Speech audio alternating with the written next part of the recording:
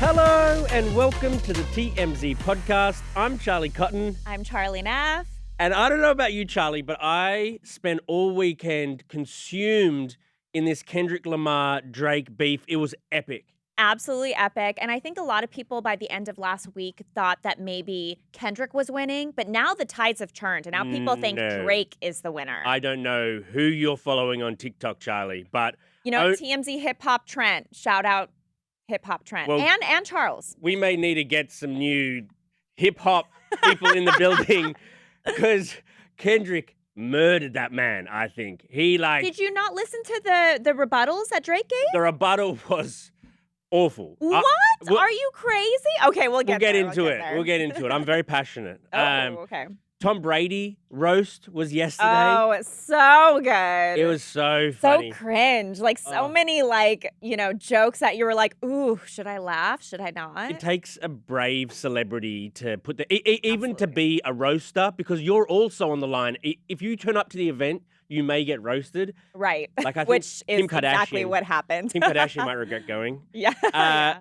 Lovers and Friends, maybe the biggest day festival in America, was cancelled at last notice over the weekend. Less than 24 hours notice, so a bunch of people got screwed on airfare, crazy hotel prices, and everyone was just wandering around Vegas, sad and depressed. Sad, taking video of the wind, it's not that windy, yeah, guys. I know. Canceled because of the wind. Brutal. And finally, we're going to look at the Met Gala, which is coming up tonight. Oh, I can't wait. I love the Met Gala. All the fashion. It's so good. You don't care, do you? I mean, no, but I knew that it would be the number one event you could attend. Yes. Wait, attend? If you could attend any event, it'd be that. Oh, my gosh. Yes. Yeah. Anna Wintour. Take a look. If you're listening. I know. All right. But to get into the hot topic of the morning, the weekend, Kendrick Lamar and Drake have been trading jabs all weekend. It's set the internet ablaze because there have been claims of pedophilia. There have been claims of domestic violence, of hidden children. Of so many things. And you don't know what to believe. No, but you don't know what to believe, but also, to me, what makes me bop along and laugh or is sort of catchy. Or a clever lyric. Clever. That wins me over more than oh, that's fact, he is this or he did do that. It's who won hearts and minds. The energy. The energy.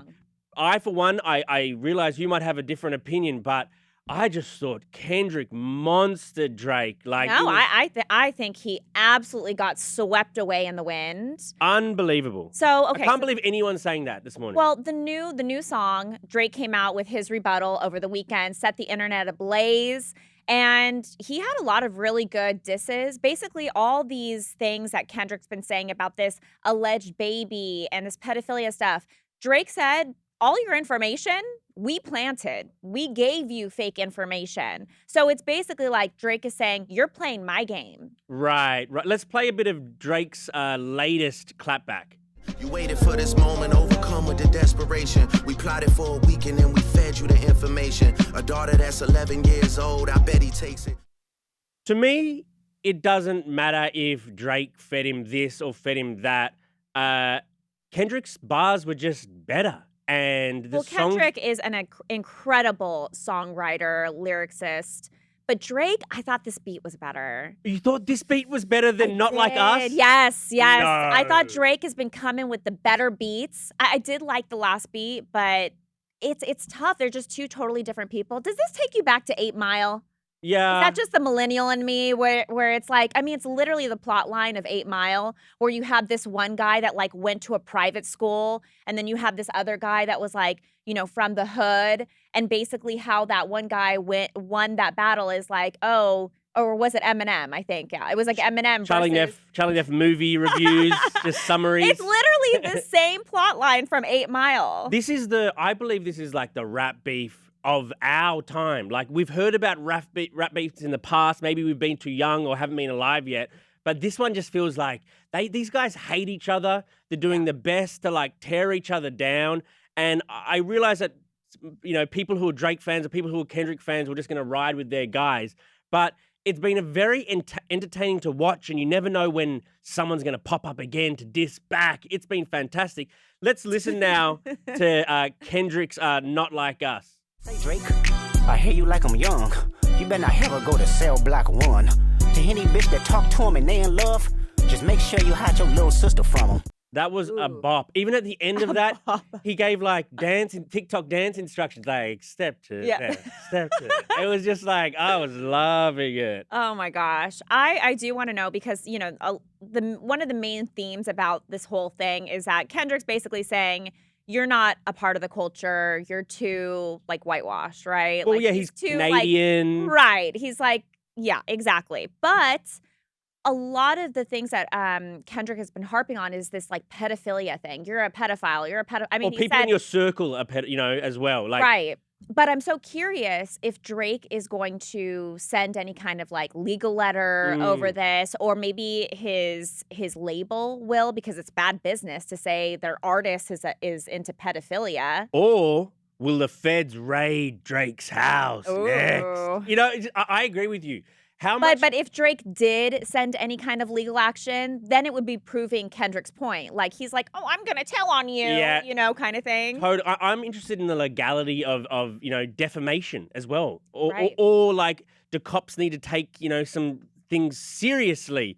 Yeah, do you think like the cops are like secretly listening to all this and they're taking notes? Or like, oh, did you hear about that? I mean, maybe. I don't know. This whole beef isn't over too. Kendrick's going to respond now. And I feel like Drake's latest one was kind of waving the flag, saying, "All right, I'm done now." Like, yeah, he kind of said in the song something like, "I don't want to keep doing this with you." So it sounded like he wanted this to come to an end. So let's just see what Kendrick has to say, and maybe it's all over. I tell you who definitely won this rap beef: J. Cole. Oh, J. Cole put out a rap about Kendrick, a diss track. And clearly someone in Kendrick's camp was like, hey, man, he wants to take on Drake. Just take it down. And so J. Cole took down the diss track, and now Kendrick's been going in on Drake. I just think J. Cole slithered out of this one, luckily, you know, to keep, you know, his sense about him. So good for him. I feel like he won this one. Okay, on to our next story. The roast of Tom Brady was live. It was so entertaining. Yeah, it was so good. There were so many good jokes, and you're right, a few cringe ones too. Let's listen to a couple jokes. I think these ones are specifically about Giselle. Ooh. A man who has so many rings he could melt them down and forge a sword to go on a quest to get Giselle back from that jujitsu teacher.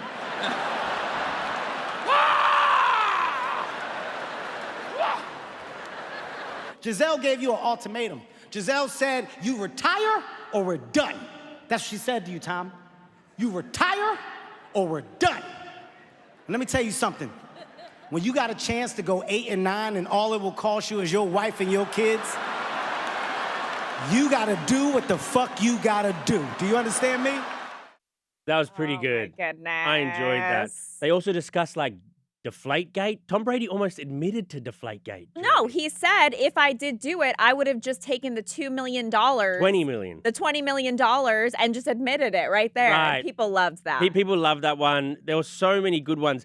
Did you see one where Jeff Ross raised, you know, the Robert Kraft massage stuff, and Tom Brady went up to the mic and said, don't say that again. Yes. Was that real or was that It staged? looked like off the cuff. I mean, look, it wasn't just a roast of Tom Brady. It was kind of like a roast of the NFL in general. Yeah. And anybody that was there or a part of the NFL history was put at risk. I mean, like, Tom even went after the Chiefs. Yeah. The Chiefs have nothing to really do with him, but like, you know, he made some kind of Taylor Swift joke through the Chiefs. I mean, it was like all hands on deck.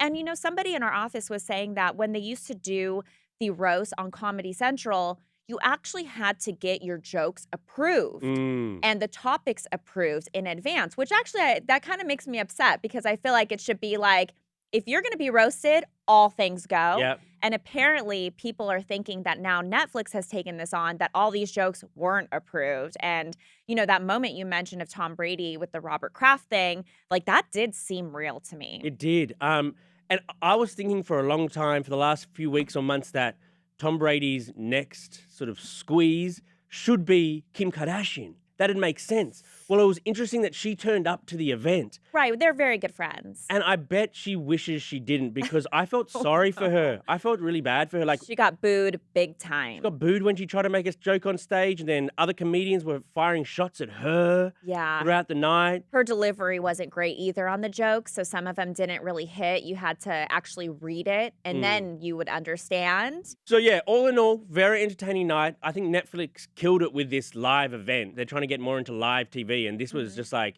it's all over the internet today. Yes. I think there'll be more of these, more of, other sort of live spectaculars. I gotta say, I never really viewed Tom as somebody that would like allow a comedy roast like this. And the fact that he did, like, he's a good sport. Yeah. Like the fact that he'll go up there and like take any shot, I thought was pretty cool. Yeah, he came out looking pretty good, I think. Yeah. Okay, Lovers and Friends was supposed to be over the weekend with some of the biggest names in music. This was highly anticipated. Oh, wasn't Backstreet it? Boys, Janet Jackson, 98 Degrees, Usher, Fat Joe, Gwen Stefani, our boy Craig David. Our boy Craig David. If you haven't listened to our interview with Craig David, it dropped over the weekend and he had some very, very interesting stuff to say. Like, he is 2 years celibate. That was crazy. I The never 7 days guy is 2 years celibate. I wouldn't have believed that. So check that out if you haven't. But all the artists, all the people who had paid good money to get planes and hotels and whatever, it was cancelled last minute and no one really knew what to do. So several of the acts went to different clubs. Yep. Snoop. Well, I think they just felt so bad Yeah. because it was out of their control. You know, the National Weather Service issued a high wind warning. So they basically said for everybody's safety, we're going to cancel this event. And it was less than 24-hour notice. So everyone's there in Vegas, sad, roaming the streets, thinking what could have been. Mhm. And then you have all these artists that are there that are like, what can we do for the fans? And so they got together, tried to do shows, tried to do little pop-up appearances, Right. which I appreciate. But do you think they should have went on with the festival? I mean, people were showing videos of the, quote, wind, and it was a nothing burger, I Well, thought. I think, yeah, the videos that went viral on TikTok are the ones of the Nothing Burger wind. Yes. with girls' hair lightly blowing in a breeze sort of thing. But I mean, This is not the first time they've canceled festivals in Vegas for the wind. They did this for the first when we were young. Oh, they did? Yeah, and one of the EDCs. So it's a thing. If you're on the strip there, Yep. that's like a wind tunnel.